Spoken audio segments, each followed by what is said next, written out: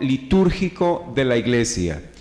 Ahora, debo aclarar qué es liturgia. Cuando hablamos de liturgia, es una palabra que se deriva del latín y el término indica como servicio público y tiene que ver con las ceremonias religiosas, el orden de las ceremonias religiosas.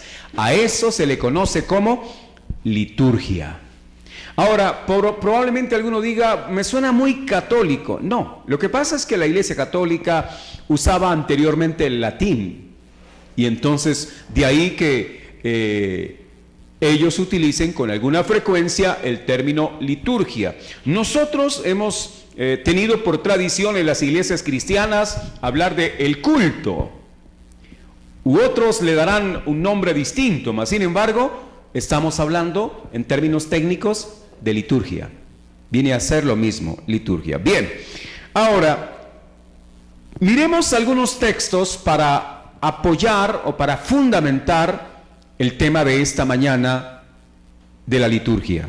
Quiero que abra su Biblia en el libro de Habacuc. Habacuc es un profeta del Antiguo Testamento y quiero leer una cita bíblica en ese profeta. Luego iremos a otra parte de la Escritura para tener información de lo que nos dice la palabra de Dios acerca de tan importante tema. El capítulo 2 del profeta Habacuc, el verso 20, dice así: Mas Jehová está en su santo templo, calle delante de él toda la tierra. No sé si puedan repetirlo conmigo. Diga: mas Jehová está en su santo templo, calle delante de él toda la tierra. Bueno, ¿qué es lo que nos dice Habacuc ahí acerca de la liturgia, del acto cúltico, de la ceremonia? ¿Qué nos dice Habacuc? Nos dice que cuando Dios está en su santo templo, toda la tierra debería callar. Eso nos lleva a pensar que lo más importante no es lo que nosotros hagamos o digamos, que lo más importante es lo que Dios tiene por decir y por hacer. No sé si me estoy haciendo entender. El asunto es que si el Señor dice, bueno, en el templo del Señor está Él, entonces todos van a callar. Es la disposición de quienes van a la ceremonia religiosa a escuchar la palabra de Dios, la exposición de la palabra de Dios. Lo que el Señor tiene para decirnos es más importante que lo que nosotros tenemos para decirle a Él. Pero a veces pareciera que es más importante lo que yo tengo que decirle. Señor, tengo una cosa urgentísima para decirle y espera, le escucho después de que yo haya podido expresar o vaciar todo lo que traigo en mi corazón para expresarlo delante del Altísimo. Bien, entonces tenemos en Habacuc que el Señor dice, calle delante de él toda la tierra. Significa que hay momentos de completa quietud, que en la ceremonia religiosa es necesario a veces hablar menos y escuchar más. Ahora vamos a otra parte de la Escritura, Primera de Corintios, capítulo 14, para ir teniendo un poco de idea acerca de la reunión cúltica y de lo que la palabra de Dios nos puede ofrecer. En Primera de Corintios, capítulo 14, el verso 40, dice de la siguiente manera. Primera de Corintios, capítulo 14, verso 40. Dice así: hágase todo decentemente y con orden. También podemos repetirlo juntos y hasta aprendérnoslo de memoria. Hágase todo decentemente y en orden. Significa que la reunión cúltica no es para desordenarnos.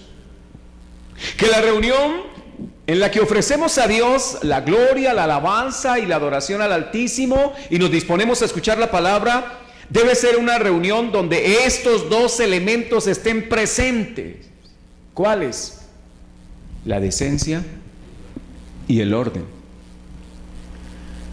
Quizá en algunos lugares el asunto de la ceremonia religiosa se vuelve un desorden y unos saltan, otros se caen, otros lloran, unos conversan, y bueno, se va armando un desorden completo. El Señor dice, para Él las cosas se deben hacer con decencia y con orden.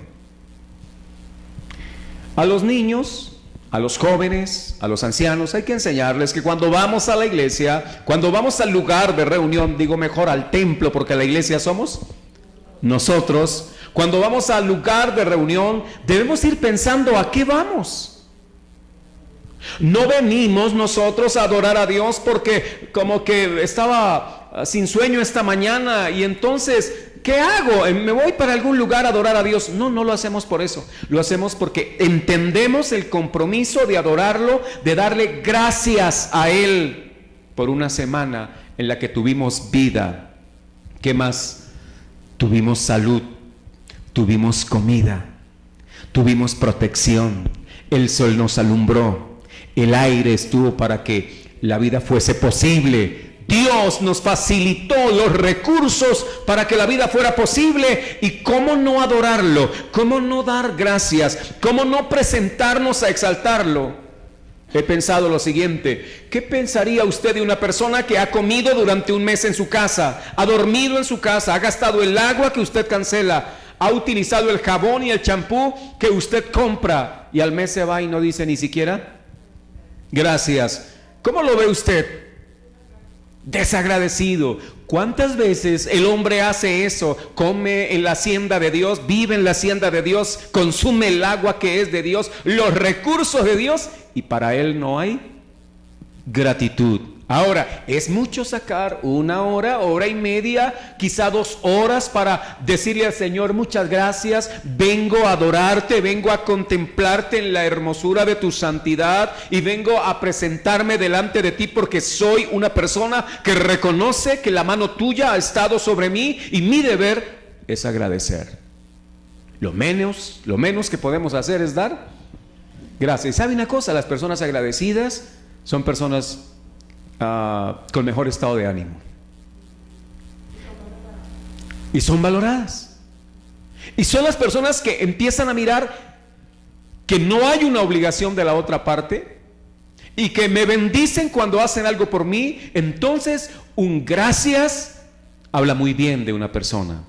El Señor dijo: mire, por un vaso de agua que ustedes den a uno de estos pequeños o a uno de mis siervos, no quedarán sin recompensa. Dios ve todas las cosas. Ahora, debo aprender a dar gracias por un vaso de agua. Debo aprender a dar gracias en la mañana cuando despertamos y sentimos la vida. Nos podemos mover, pero a veces no hay un sentido de gratitud. Pero bien, el asunto aquí es que todo se haga decentemente y en orden. Ahora vamos a mirar otra cita bíblica y ya ahora iremos recogiendo algunas cosas para ir dejando un poco más de claridad. En el capítulo 2 de Colosenses, es una carta escrita por el apóstol Pablo. Él expresó de la siguiente manera.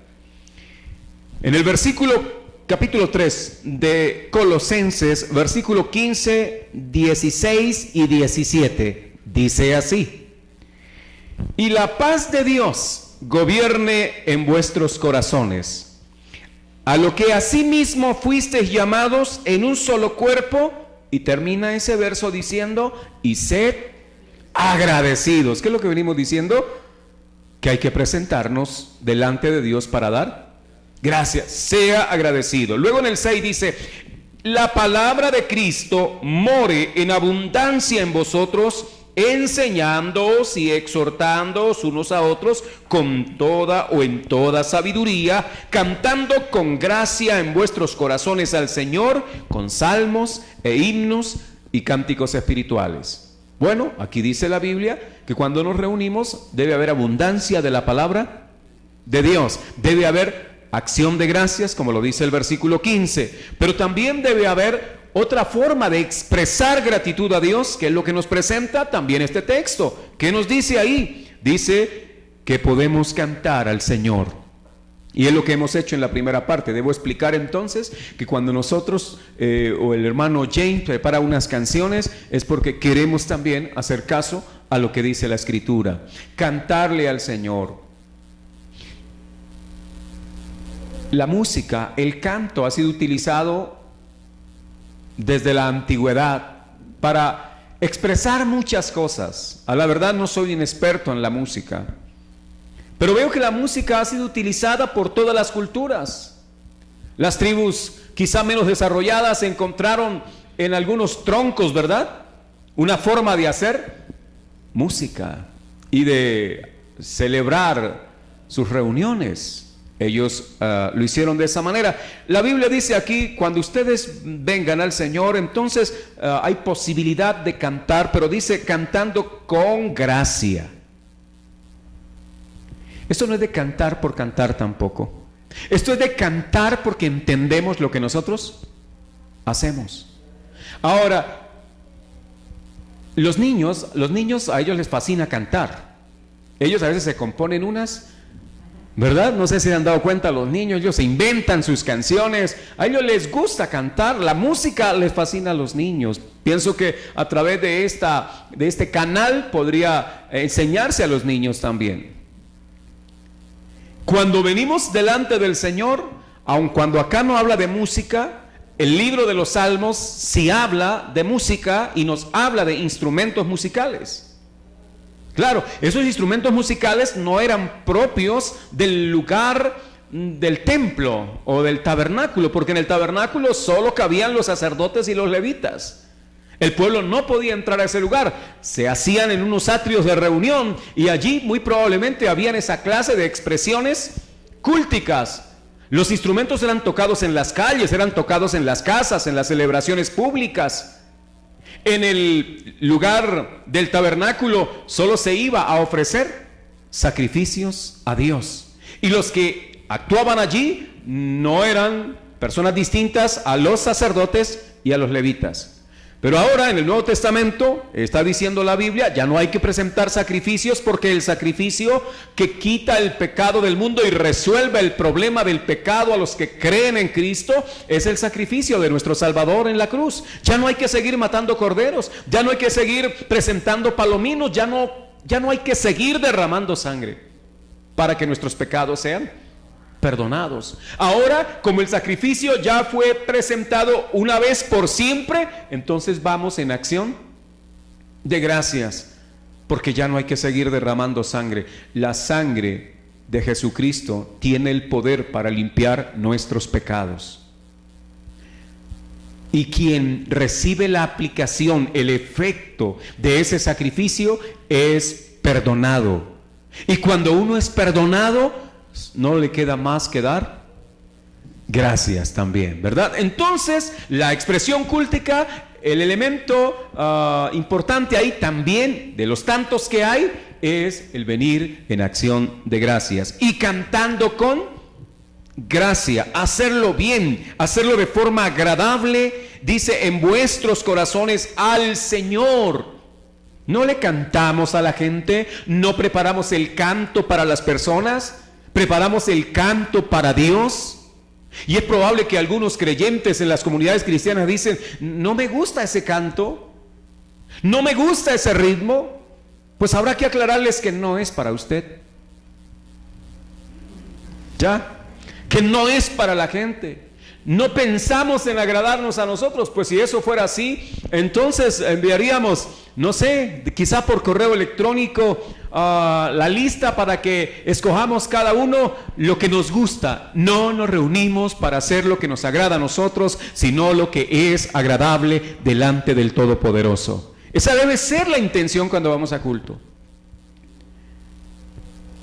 Ahora, ustedes saben que hay ritmos, por aquello de nuestro proceso formativo, hay ritmos que nos recuerdan cosas bonitas y hay otros que nos recuerdan cosas desagradables. Yo no sé, por ejemplo, cuando alguien escucha una ranchera, entonces para algunos tendrá una asociación distinta que para otros. Cuando yo escucho una ranchera como esa de las hermanitas Calle,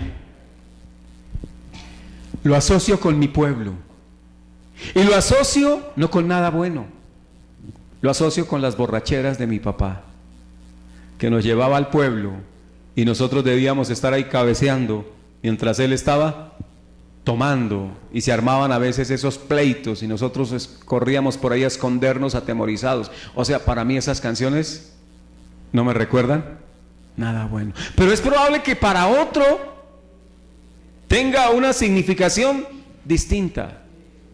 La música nos lleva al pasado y nos permite asociar una serie de eventos. Pero quiero mostrar que eso en el campo nuestro, bueno, es lo que la experiencia nos ha permitido vivir. Pero cuando venimos delante de Dios, esas experiencias deben quedar a un lado, porque venimos es procurando lo que le agrada al Señor. Ahora, ¿qué ritmo musical le agrada al Señor? ¿Usted se ha puesto a pensar? Algunos han dicho que Dios es llanero. No falta el que dice que Dios es costeño. O quizá de pronto es paisa, pero no es así. Dios está más allá de nuestras expresiones culturales o folclóricas. Dios hace parte, mejor, Dios trasciende toda la creación. Él es distinto a nosotros y Él es adorado permanentemente. O sea, que si usted no viene a la reunión, no es que Dios dijo, ay, ¿ahora qué hago? Faltó fulano. Dios tiene millones de ángeles que le adoran permanentemente según la Escritura. Él tiene quien lo adore. Y aún si los ángeles hicieran huelga, que no puede ser, si los ángeles hicieran un paro celestial y no adoraran a Dios, Él no necesita de esa adoración. Los que necesitan adorarlo a Él son los ángeles. Los que necesitan adorar a Dios son los ángeles y los hombres. Nosotros necesitamos adorarlo. Es una necesidad, no es un favor que le hacemos a Dios. Él es el que nos hace el favor de podernos presentar ante Él para expresar gratitud, y en la medida en que nos acercamos a Él, nuestra vida es bendecida. Usted no se imagina el impacto que causa el acercarnos a la verdadera presencia de Dios. Somos, hermano, edificados, somos fortalecidos. Quizá usted diga, bueno, una reunión más de domingo. Jamás un encuentro en la presencia de Dios con Él será una cosa más, será un momento distinto y de suma importancia para la vida de un creyente. Ahora, allá afuera en la semana tenemos luchas, ¿verdad? Enfrentamos problemas. Pregunto, ¿esta semana tuvieron problemas? ¿Necesidades? ¿Disgustos? Sí. Es lo normal, eso hace parte de la cotidianidad. Pero cuando venimos a la presencia de Dios, nos fortalecemos y podemos comenzar una semana más, quizá diciéndole, Señor, me equivoqué esta semana, no debía exasperarme tanto, no debía estresarme tanto, esta semana lo voy a hacer mejor, porque la Escritura dice en el siguiente verso, el 17, y todo lo que hacéis, sea cantar, sea escuchar la palabra, sea enseñarla, sea hacer delante de Dios un trabajo con el fin de agradarlo a Él. Dice, todo lo que hacéis, sea de palabra o de hecho, hacedlo todo en el nombre del Señor Jesús, dando gracias a Dios y Padre por medio de Él. Todo lo que hagamos, hagámoslo para la gloria de Dios. Entonces el día domingo venimos cargados a veces, molestos a veces, en algunos casos disgustados con Dios, pero cuando llegamos a la presencia de Él, entonces nos pasa como aquel empleado que dice, no, está bravo con el jefe, y le dice, no, yo es que estoy muy bravo con mi jefe y tengo que decirle, y cuando lo ve, entonces no es capaz de decirle nada. ¿Ya? ¿Sí ha escuchado algunos que esos son bravos, pero cuando están delante del jefe, ahí sí callan, porque reconocen en el jefe una autoridad? Y hay veces uno pelea con Dios, pero cuando se acerca a la presencia de Él, reconoce uno lo pequeño, lo finito que uno es, lo insignificante, hasta el punto que el salmista dijo, ¿qué es el hombre?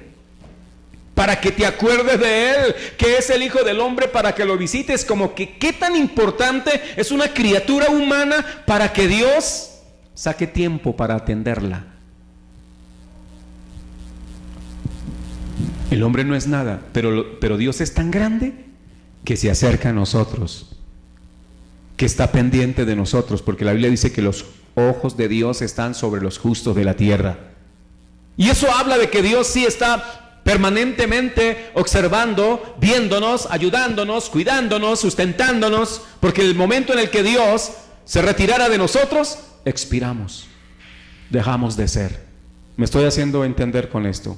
Bien, entonces podemos cantar, podemos expresar, pero sobre todo lo que hagamos, hagámoslo para la gloria del Señor. Venga para acá a la reunión el día domingo, pero venga para la gloria de Dios. Venga ofreciendo ese tiempo que dedica al Señor en gratitud. Dile: Dios, gracias porque me diste esta semana. ¿Cuántas horas tiene una semana? Todas esas. Todas esas horas que ni siquiera sabemos cuántas son para dar gracias. Ya son tan comunes, ¿verdad? Y sacamos un ratito para honrarlo a Él. Debería ser un rato muy especial. Muy especial. Bueno, ahora quiero que veamos algo más también en la Escritura, hablando de la liturgia. Nuestras reuniones tienen la siguiente característica: entramos, oramos, expresamos a través de algunos cánticos, adoración a Dios, contemplación del Señor, y entramos a estudiar la Biblia. Usted dirá, ¿se puede hacer de otra manera? Yo creo que sí. Yo creo que la forma, dicen algunos que, ¿cómo es? En las matemáticas hay una ley que permite el orden de los factores no altera el producto. ¿Qué pasaría si un domingo de estos primero predicamos? No habría ningún problema. Ahora, si hay alguna persona que tenga algún, ¿qué le digo? Como algún dogma demasiado arraigado, dirá, no, los cultos no se hacen así. La liturgia no se hace así. Porque hay una costumbre y hay veces lo que se hace y se repite tanto en medio de un pueblo se vuelve una ley. Y aquí la idea es, lo único que debemos tener claro es que adoramos a Dios, sean las canciones primero o sean las predicaciones primero. Es más, el culto no comienza cuando el director dice, hermanos, buenos días, vamos a comenzar este acto de adoración. Debe comenzar desde que usted se levanta honrando al Señor, y el culto a Dios debe ser permanente todos los días de su vida. Honre a Dios, vaya conduciendo el carro, eso sí, no cierre los ojos para orar, no cierre los ojos para adorar, pero usted puede ir rindiéndole culto al Señor permanentemente. Pero hay otra cosa para tener en cuenta, y es cómo venimos delante de Dios. ¿Cómo nos presentamos delante de Dios? Usted dirá, ¿y Dios se pone a mirar cómo venimos delante de Él? Pues permítame decirle que sí. En el acto litúrgico yo debo tener en cuenta los elementos que Dios me dice, ojo con esto. Cuando usted viene delante de mí, venga de esta manera. ¿Estaríamos dispuestos a hacer lo que dice la Biblia? ¿Alguna vez le han mandado una invitación, no sé, a alguna reunión social y en la tarjetita le dicen traje formal? Lo que le están diciendo es, no queremos que venga aquí en pantuflas, no queremos que venga aquí en camiseta, en sudadera. La reunión es tan importante, lo que se va a hacer es tan importante que usted debe presentarse con un traje formal. Y lo hacemos, por ejemplo, a una graduación. ¿Qué otro evento así que implique como toda esa seriedad? Un matrimonio, aunque don Antanas Mocus, bueno, es don Antanas, ¿verdad? Él fue al matrimonio vestido de cilicio, bueno, de costal de fique. Pero uno trata de ubicarse, ¿no? Si usted va a un evento serio, a un evento que requiere que usted vaya presentado de esa manera, entonces usted lo hace. Ahora, si lo invitan a un partido de fútbol, no se vaya en traje. Si lo invitan de pronto a caminar por el centro comercial, creo que usted busca también la forma de ir al centro comercial. Y la Biblia nos habla acerca de cómo debemos presentarnos delante del Señor. Yo no sé si ustedes quieran explorar un poco el tema, ¿sí? Pues si usted no quieren, es mi deber entonces explicarlo, ¿sí? Puede sonar feo, pero perdónenme, los amo en el Señor, ¿sí? Los amo en el Señor. Bien, debo comenzar diciendo lo siguiente: los sacerdotes del Antiguo Testamento, Dios dijo, a ellos ustedes me les hacen unas vestiduras, y las vestiduras sacerdotales eran de lino fino. O sea, Dios dijo, esos sacerdotes que van a estar permanentemente en mi presencia, no los quiero por ahí porque ser funcionario de un rey en la época implicaba estar muy elegantemente vestido. Entonces Dios dice, los que se acercan a mí irán de lino fino. Eso tiene, bueno, todo un simbolismo. El asunto es que adicional a eso, tenía una serie de ornamentos sagrados. Eran los únicos que podían usar esa clase de ornamentos, unas piedras preciosas acá en un pectoral, 12 piedras en representación de las 12 tribus. Y además de eso llevaban aquí en la frente una lámina y una inscripción. ¿Sabe qué decían aquí en la lámina? Santidad a Jehová. O sea que cualquiera que iba a saludar a un sacerdote, ¿qué encontraba en su frente? Una expresión de santidad a Jehová. Pero adicional a eso, el sacerdote, cuando se estaba ataviando para ir a ofrecer sacrificios, tenía que leer lo que decía ahí y luego colocársela aquí en su frente: santidad a Jehová. Algo que no debe olvidar un hombre y una mujer de Dios es la santidad para presentarse delante del Señor. Un día hablaremos de santidad. Estoy hablando de los ornamentos. Dios exigió. En aquella época los varones no usaban pantaloncillos o calzoncillos. Estamos hablando por allá mucho tiempo atrás. La forma de ataviarse en la época era con túnicas. El hombre usaba la túnica más corta, por acá, para poder correr. Las mujeres usaban la túnica hasta los tobillos. Usaban unos mantos y había diferencia entre el manto de la mujer y el manto del hombre. Las mujeres andaban con cubierta su cabeza. Algunos hombres tenían que usar, por razón de el lugar donde trabajaban, por ejemplo, los beduinos tienen que usar un turbante para protegerse del sol. Y bueno, estoy hablando de que habían unas vestiduras características, pero no usaban ropa interior. Entonces Dios dijo, los sacerdotes que van a ofrecer sacrificios para mí, ellos sí van a tener que usar ropa interior. Entonces ya sabemos de dónde comenzó el uso de la ropa interior, pero de eso no se trata la clase, de saber dónde comenzó la ropa interior. Lo que quiero decir es que Dios estaba diciendo, el que se presenta delante de mí, el varón que entra en el lugar santo, en el lugar santísimo, no va a entrar exhibiendo su desnudez. En la Biblia habla, en la versión Reina Valera, cuando habla de los genitales, cuando habla de las partes íntimas, usa el término las vergüenzas, y no mostrará sus vergüenzas. Hoy por hoy le llaman encantos. Entonces no mostrará sus encantos, pero eso es lo que dice el hombre de ahora. La Biblia habla de vergüenzas. Entonces el sacerdote no podía ir sin pantaloncillos, porque al subir probablemente a las gradas del templo, él exhibía sus desnudez solo al piso. Pero la Biblia nos enseña que donde Dios está, aún el territorio que pisa, santo es. No sé si lo han leído en la palabra de Dios. Moisés estaba por ahí en el desierto y la zarza empezó como a arder, pero no se consumía, y Moisés se acercó y el Señor le dijo, quita, Moisés, el calzado de tus pies, porque el lugar que pisa, santo es. Entonces yo debo empezar a tener en cuenta que Dios sí está interesado cómo me presento delante de Él. Ese día Dios le dijo a Moisés, acércate a mí, pero sin calzado. ¿Por qué razón? Quizás sus calzados estaban llenos de inmundicia detrás de las ovejas.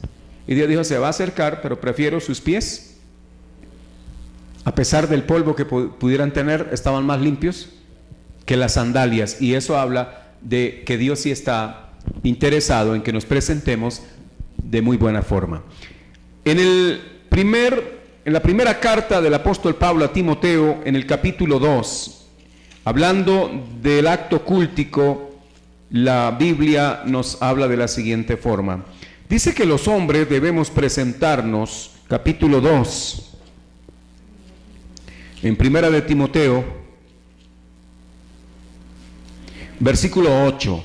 Quiero pues que los hombres, y aquí hombres son los varones, oren en todo lugar, levantando manos santas, sin ira ni contienda. ¿Cómo debemos presentarnos delante del Señor los varones? Con manos santas, o sea, que en la semana su forma de actuar sea lo más santo posible, que con esas manos usted no haya hecho por ahí torcidos, que con esas manos no haya cometido usted actos pecaminosos, que sus manos deben, aquí es una representación de nuestras acciones, las acciones nuestras deben ser en santidad. Hay gente que cree que el que peca y reza, empata. Entonces en la semana hago por ahí algunas cosas que no son tan buenas, pero el domingo voy a la iglesia y honro al Señor. Entonces Dios, 0-0, listos para comenzar otro partido esta semana. No, eso no es así. Dios está viendo nuestras obras y nos va a juzgar también por nuestras obras. Quiero decir que Dios nos va a aplicar a nosotros un fruto por las obras que hacemos. Si damos un vaso de agua, tendremos recompensa. Si lo negamos, entonces vamos a tener ¿qué? Corrección de parte de Dios. ¿Saben una cosa? Dios es un Padre que echa vara. ¿No cree eso? Dios es un Padre que echa vara. ¿Qué dirán los psicólogos? No los psicólogos cristianos, ¿no? Pero ¿qué dirán los psicólogos que no conocen de Cristo y no conocen de la Biblia? Dios no puede castigar, porque la violencia engendra violencia, y la falta de corrección es lo que genera o engendra más violentos. No sé si me estoy haciendo entender. Al muchachito que no le aplicaron su correazo en el momento preciso, por naturaleza, porque hace parte de una raza caída, él va a crecer y será un personaje violento. No aprendemos a ser violentos, somos violentos por naturaleza. Somos violentos por naturaleza. Estaba leyendo por ahí, creo que fue, en una página de internet, en Estados Unidos, un hombre que se estaba comiendo al otro, le estaba comiendo la cara, le comió un ojo, bajo efectos de droga, ¿quién? Seguramente, ¿no? Pero ese es un acto violento. Lo que le pasó a la señora Rosa Elvira Celi, qué cosa más horrenda, qué tragedia. Violencia, pero una violencia que uno dice, ¿esto ya desborda? Y cualquiera podría pensar, no, debe ser que a esos muchachos o a esos hombres los corrigieron, los castigaron mucho. A veces es porque les faltó. Yo les pregunto a ustedes, hermanos y hermanas que están aquí, ¿alguna vez su papá por ahí le dio una nalgada? ¿Alguna vez le dio con la correa? Quiero decir que a este servidor algunas veces le aplicaron castigo. Y sabe una cosa, hoy puedo decir gracias Dios por mi papá que aplicó castigo cuando yo lo requerí. En mi casa usaban una frase y es que las nalgas piden correa. Sí, esas nalguitas están pidiendo que alguien las atienda, ¿verdad? Y entonces, obviamente no era la tortura que algunos aplicaban, porque desafortunadamente algunos aplicaron tortura. No se trata de eso, pero sí se trata de corregir. Si no nos corrigen nuestros padres, allá afuera no tendrán mayor misericordia para corregirnos a nosotros. Y cuando a un hijo suyo o a un hijo mío que le faltó corrección lo cogen allá afuera, es más duro. Entonces, apliquemos nosotros corrección en el momento preciso y honremos a Dios también. Entonces estaba diciendo que Dios sí ve nuestras obras. Entiendo que se ha enseñado que Dios es solo amor, pero es que la corrección es un elemento del amor. Dios dice, yo los disciplino, yo corrijo a todo el que recibo por hijo. Si Dios no castiga a alguien, si Dios no lo disciplina, entonces dice, no son hijos, sino bastardos. Lo dice la Biblia. Y usted es un hijo de Dios, una hija de Dios, por lo tanto sabe de que si peca, usted dice, ya sé, corro y le pido perdón a Dios. Dios, perdóname, y el asunto quedó resuelto. Dios le dice, si yo te perdoné y no tendrá consecuencias eternas, seguirá siendo mi hijo, seguirá disfrutando de mis bendiciones, pero venga, le voy a enseñar algo. Tome para que no lo vuelva a hacer. Tome para que no lo vuelva a hacer, porque lo que el hombre siembra, eso va a cegar. Gracias a Dios por las veces que Él nos corrige. Algunos prefieren no usar la palabra castigo, porque tiene probablemente una asociación para algunos muy dura. Pero la Biblia sí la usa. Bien, ahí mirando dice que los hombres levanten manos santas. Estamos delante del que nos conoce. Mire, usted me ven acá y usted no saben qué hice yo en la semana. Usted no saben qué pensé yo en la semana. Ni saben qué fue lo que dije durante la semana. Pero estoy delante del que me conoce profundamente. Exhaustivamente me conoce Dios. ¿Y qué tal yo aquí al frente hablando de la palabra? O cantando, u orando delante de Dios, y Dios sabiendo quién soy. Es algo así como cuando uno tiene problemas con la esposa y uno sirve en el oficio de la iglesia. Y entonces, imagínense a mi esposa sentada ahí en la primera fila y yo hablando de, hay que tratar bien a la esposa, no hay que ser ásperos con ellas, hay que ser detallistas. Y yo hablando de eso y mi esposa ahí diciendo, qué hipócrita, qué falso, qué mentiroso. Quizá ella por respeto no me lo diga, pero que allá adentro lo esté pensando, eso va a estar ahí. ¿Por qué? Porque me conoce. Ahora, ¿se puede imaginar a Dios que nos conoce profundamente? ¿Qué estará diciendo de nosotros? Mas sin embargo, Él es tan bueno que a pesar de que somos infieles, Él permanece fiel, dice la Biblia, aunque eso no es licencia para la infidelidad, pero sí es para tener en cuenta de que me esfuerzo y hago lo mejor para presentarme delante de Dios en el acto cultico con manos santas, con manos limpias, porque ¿quién entrará al lugar, al monte de Dios, al lugar santo? El limpio de manos, el que tiene el corazón puro, el que no eleva su vida a cosas vanidosas, el que se guarda del engaño. Eso dice la Biblia. Será quien agrade al Señor. Ahora usted dirá, bueno, si así es el asunto, entonces es como muy difícil agradarlo a Él. Pero ¿sabe una cosa? Le tengo una buena noticia. En sus fuerzas es muy difícil, pero Dios ha colocado el Espíritu Santo para que esta tarea sea posible. Porque no nos santificamos a nosotros mismos, nos santifica Dios a través de su Espíritu Santo. Él va cambiando nuestra manera de pensar y nos va guiando de tal manera que yo sé que lo que hice hoy, mire, ayer tuve una experiencia interesante. Un hombre entró, ya estábamos cerrando, había un tiempo de oración en la mañana y estábamos cerrando el lugar cuando el hombre se me acercó y me dijo, ¿será que usted me puede escuchar? Un hombre probablemente de mi edad. Yo le dije, bueno, pues siga y conversamos. Con sus ojos llorosos, el personaje me dijo, no tengo paz, no sé qué hacer, necesito ayuda. Nos sentamos a conversar.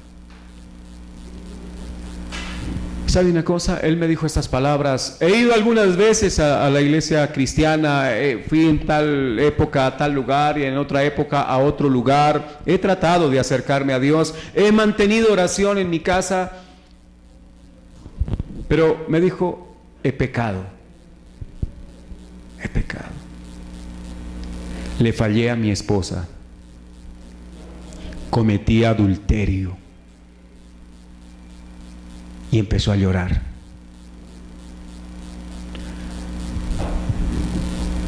Y esperando ahí que él hiciera su catarsis a través del llanto, pensaba, esto no lo produce la naturaleza humana, esto lo produce Dios por su Espíritu. Este hombre está llorando porque cometió pecado de adulterio. El único que lo puede redarguir de esa manera debe ser Dios. Este hombre, si no fuera así, estaría yendo ante los amigos a celebrar una nueva conquista, a celebrar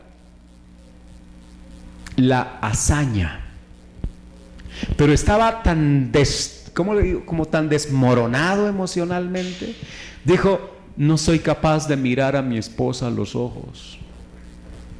No soy capaz de mirar a mi hija de 16 años al rostro.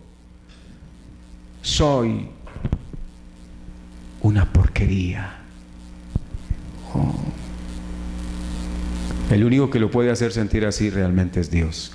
Yo le decía, Dios está haciendo una obra en su corazón y hay que pedir perdón al Señor y Dios nos va a restaurar. Dios perdona nuestros pecados. Lo que quiero señalar con esto es que solo Dios puede producir santificación.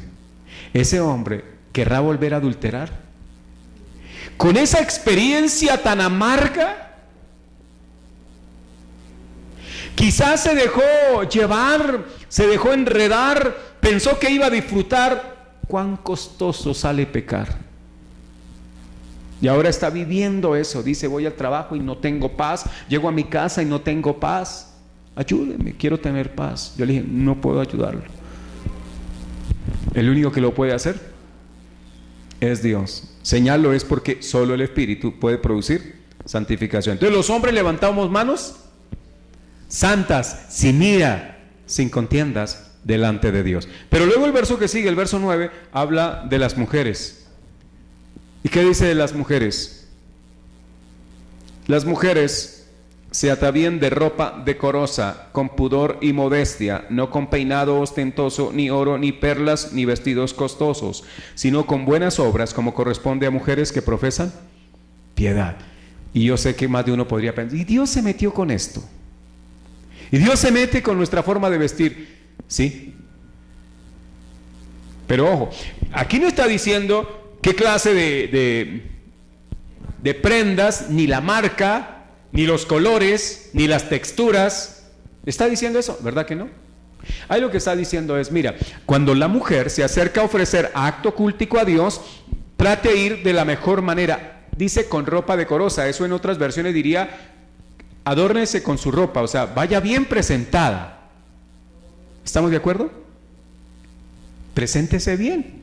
O sea, no requiere ir, como voy delante de Dios para mostrar humildad, entonces voy lo más dejada posible. No, vaya con ropa decorosa. Pero le dice algo, eso sí, esa ropa decorosa debe tener dos elementos claves ahí. Pudor.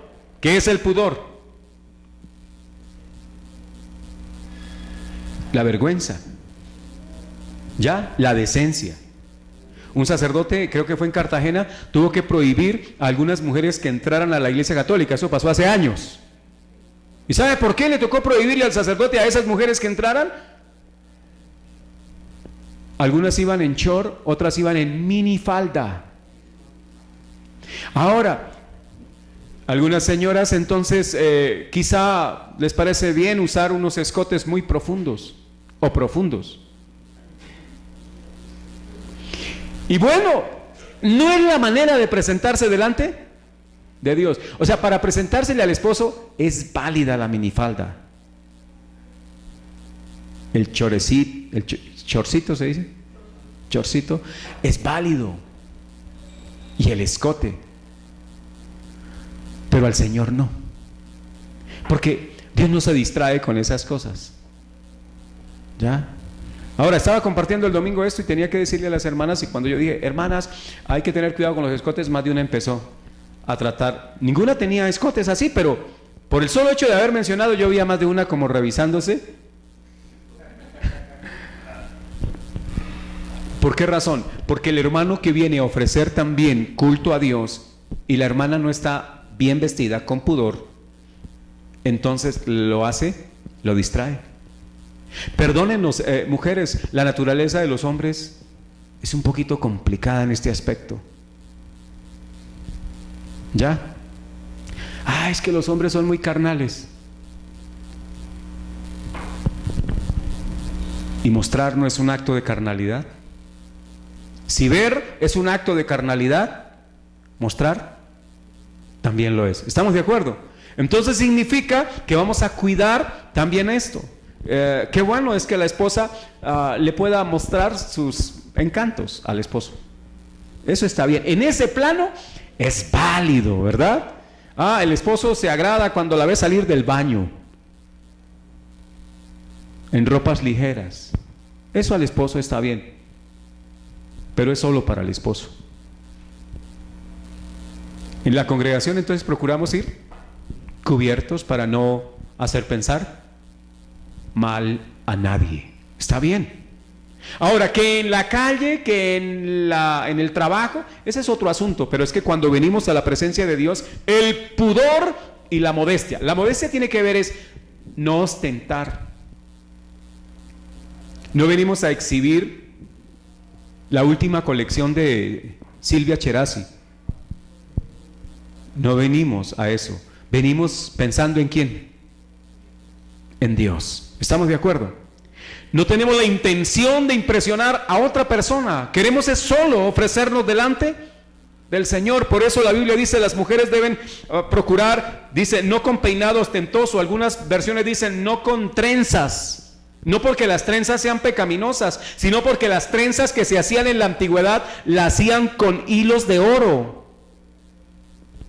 Y usted se podrá imaginar unas trenzas ahí para mostrar a la señora de la época cuán pudiente era, cuán distinguida era, y avergonzando a las otras. Entonces el Señor dice, no van a venir aquí a mostrar el estrato socioeconómico, no van a morir a mostrar. No, a Dios lo que le importa es el corazón. Dios sabe cuánto hay en la cuenta bancaria, de deuda o de superávit. Dios sabe. A Dios no le impresiona eso. A Dios no le impresiona, amados, la marca de su ropa. A Dios lo que le agrada es el corazón contrito y humillado. ¿Ve? Pero eso no lo ve la gente. ¿Eso lo ve Dios? Entonces, como la gente ve otras cosas, voy a procurar que no vea lo que no debe ver. Paul Washer dice en una de sus predicaciones, las mujeres deben vestirse de tal manera que el cuerpo es el marco de la cara y no la cara el marco del cuerpo. Eso significa que lo que llama la atención en una dama debe ser su rostro. Lo demás le sirve ¿de qué? De marco. Cuando usted mira una pintura, usted no se queda mirando el marco. Usted se queda mirando el lienzo, la vitela, ¿verdad? Eso es lo que usted mira. Entonces, cuando una mujer, lo que menos le miran es la cara, es porque la cara se volvió el marco y exhibe otras partes. Eso no está bien. ¿Estamos de acuerdo? Eso es pudor y esa es modestia. Dice que entonces no con oro, no con perlas, porque en la antigüedad, era una extravagancia y Dios quiere que no sea así. En la época de las mafias, por ahí de los 70, de los 80, los grandes mafiosos se destapaban acá la camisa para exhibir no unos 3 pelos en el pecho, sino más bien para exhibir unas gruesas cadenas con ¿cómo se llama acá? Una placa, un dije, una esmeralda, algo así, y andaban así todos despechugados para impresionar. Cualquiera sabía que era que era un mafioso, que era un traqueto, algo así. Ahora, ¿qué? Pues bien, si usted tiene una argolla, si tiene un anillo, sé que usted se lo colocó porque tiene un valor no tanto comercial, sino probablemente tiene un valor emocional. Quizás el anillo del grado, se lo regaló su papá, su mamá, y usted lo mantiene como recuerdo. Pero usted no anda a toda hora como pensando en eso de que, voy a exhibirme. No, no pensamos en eso. ¿Está bien? No hagamos tal cosa. Los muchachos hoy por hoy, algunos se exhiben feo, con unas crestas impresionantes. Eso no está bien. Y he dicho en la comunidad, si un joven llega con esas crestas, lo dejamos entrar porque el Señor lo trae. Pero luego le vamos a aconsejar que la próxima vez no traiga la cresta. No nos interesa su cresta. No nos interesa sus expansiones. No nos interesan sus piercing. ¿Estamos de acuerdo? No venga a mostrar sus tatuajes. No nos interesa. A Dios tampoco. ¿Me hago entender? Otros chicos andan con el pantalón aquí a media cola. Media asta, debe ser que están haciendo duelo por algo. Ahora, el asunto es, ¿qué pasó? ¿Qué pasó con esos jóvenes? Ahora, yo veo a las muchachas de este tiempo más ubicaditas. No están haciendo tanto alarde ni están exhibiéndose para llamar la atención. Son los pelados, son los chicos horribles que se ven. Ya, usted dirá, no, pero eso tiene que ver con otra generación. Sí, otra generación, otra degeneración. A veces no sabemos. Bien, entonces el asunto es tener muy en cuenta eso. Dios sí está interesado, y cierro con esto, Dios sí está interesado en cómo nos presentamos para el acto litúrgico. Venga limpio. Usted dirá, nos ofende, pastor, que nos diga eso. No, es simplemente, cuando digo limpio, espero que le dé la profundidad al término. Bañado, yo sé que todos venimos bañados, ¿sí? Pero bañado no significa venir limpio. Vengamos limpios delante del Señor.